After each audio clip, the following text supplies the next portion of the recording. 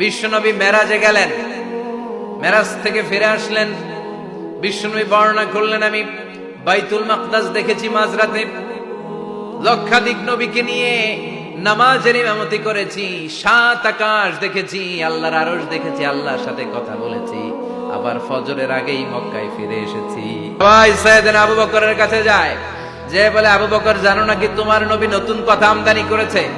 কি বলেছে আমার নবী? তোমার নবী বলে মাঝরাতে বাইতুল মাকদাস গিয়েছে, নবী মাঝরাতে নাকি বাইতুল মুকাদ্দাসে ইমামতি করছে, 7 আকাশ ঘুরেছে, আল্লাহর আরশ দেখেছে, আল্লাহর সাথে কথা বলেছে, আবার ভোর হওয়ার আগে নাকি মক্কার জমিনে ফিরে এসেছে। আবু বকর বললেন, আসলেই কি আমার নবী এই কথা কইছে?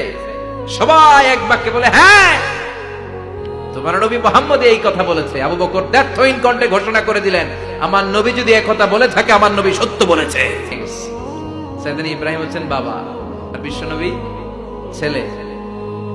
বিশ্বনবীর অনেক উপরের পুরুষ হচ্ছে সাইয়েদনা ইব্রাহিম। তো এটা পরদাদা না, বাবা না? নাসানাসি করো, আমি তো ইব্রাহিম আলাইহিস সালামের দোয়ার ফসল।